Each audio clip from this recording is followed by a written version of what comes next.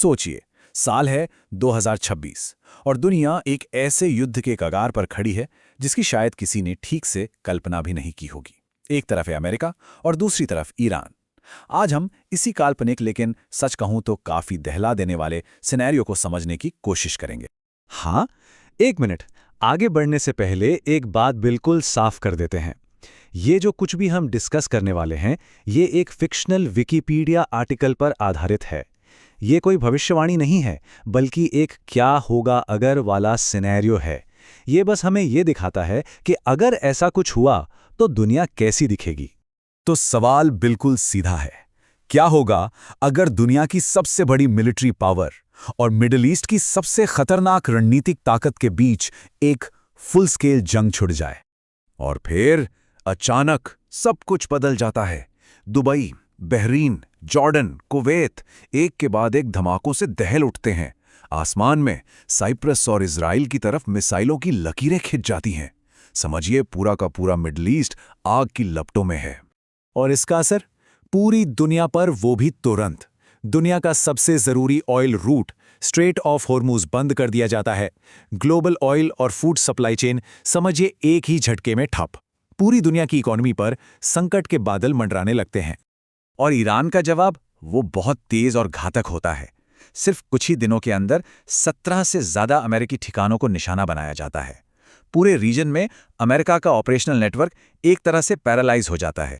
लेकिन सवाल ये उठता है कि दुनिया इस तबाही के मुहाने पर आखिर पहुंची कैसे? वो कौन सी एक चिंगारी थी जिसने इतनी बड़ी आग को भड़का दिया? चलिए पता करते हैं। चलिए थोड़ा सा रिवाइंड करते हैं और देखते हैं कि ये सब शुरू कैसे हुआ। आखिर दुनिया इस खतरनाक मोड़ पर आ कैसे गई? आपको पता है, ये सब कुछ सिर्फ 48 घंटों में हो गया। सोचिए जरा, 27 फरवरी को यमन में हूती युद्ध की तैयारी करते हैं।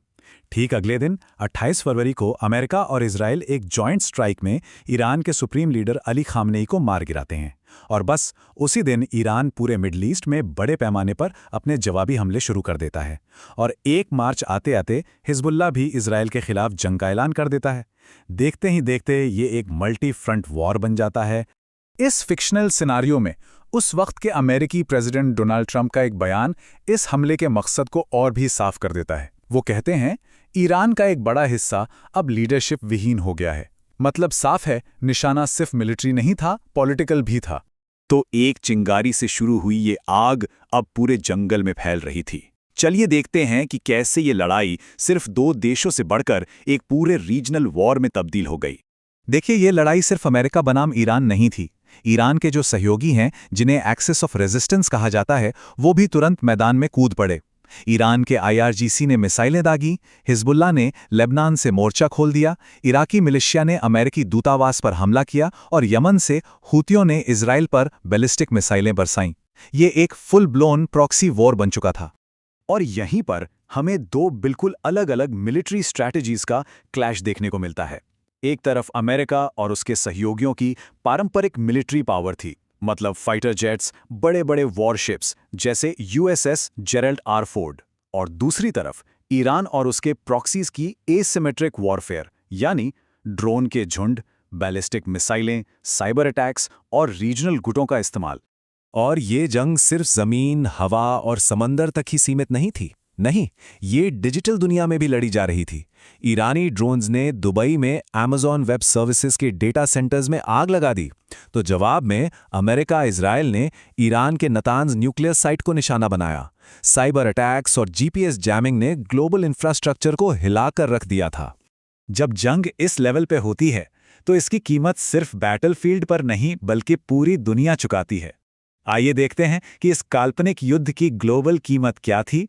सिर्फ 13 दिन और 30 लाख से ज्यादा लोग बेघर हो चुके थे। ये अपने आप में एक बहुत बड़ा ह्यूमन क्राइसिस था। और आर्थिक कीमत, वो तो होश उड़ा देने वाली थी। व्हाइट हाउस ने इस जंग के लिए $200 बिलियन की भारी भरकम फंडिंग की मांग की। वहीं दूसरी तरफ सिर्फ 1 महीने के अंदर अंदर अरब देशों को $194 बिलियन का नुकसान हो चुका था। पूरे रीजन की इकोनॉमी तबाह हो रही थी। अब जरा इन आंकड़ों को देखिए। ये चार्ट कहानी को और भी साफ कर देता है। अमेरिका ने पहले 6 दिन में ही करीब $13 बिलियन फूंक दिए और $200 बिलियन की फंडिंग तो पाइपलाइन में थी। और अरब देशों का नुकसान भी लगभग उतना ही था। ये फाइनेंशियल तबाही की एक डरावनी तस्वीर है। लेकिन इन बड़े बड़े आंकड़ों का आम आदमी की जिंदगी पर क्या असर पड़ा? असर ये था कि तेल $100 प्रति बैरल के पार जाने को तैयार था। खाने पीने की चीजें महंगी हो गई। दुबई और अबू धाबी के स्टॉक मार्केट्स में $120 बिलियन डूब गए और पूरे एशिया में फ्यूल की कमी से नॉर्मल लाइफ ठप पड़ गई थी। इतनी तबाही के बाद दुनिया एक पॉज बटन ढूंढ रही थी। तो आखिर में देखते हैं कि इस बर्बादी को रोकने के लिए क्या कदम उठाए गए और आगे क्या हुआ। और फिर 8 अप्रैल 2026 को एक उम्मीद की किरण नजर आती है। पाकिस्तान में हुए इस्लामाबाद अकॉर्ड के तहत 2 हफ्तों के एक बहुत ही नाजुक सीज़फायर का ऐलान होता है। ये जो समझौता था, ये तेहरान के एक 10 पॉइंट प्रपोजल पर आधारित था। इसकी 3 सबसे बड़ी बातें थीं। पहली, सभी फ्रंट्स पर 2 हफ्तों के लिए सीज़फायर। दूसरी, ईरान स्ट्रेट ऑफ हॉर्मोज से सेफ पैसेज की गारंटी देगा। और तीसरी, एक परमानेंट सोल्यूशन के लिए बातचीत शुरू होगी। लेकिन इस सीज़फायर के बीच जंग की असल कीमत को भुलाया नहीं जा सकता। ये आंकड़े उस कीमत की बस एक छोटी सी झलक है। 15 अमेरिकी सैनिक मारे गए, 290 घायल हुए, ओमान के तट पर एक आम नाविक और 3 भारतीय नागरिकों की भी जान चली गई। हर जंग की कीमत आखिर में इंसान ही चुकाते हैं। तो ये काल्पनिक सिनेरियो हमें एक बहुत ही अस्थिर शांति पर लाके छोड़ देता है। लेकिन एक बड़ा सवाल जरूर खड़ा करता है, अगर ये जंग फिर से भड़कती है तो जीतेगा कौन? क्या ऐसे मॉडर्न वॉर में जहां तबाही इतनी ज्यादा हो, कोई असल में जीत भी सकता है? इस पर आपकी क्या राय है?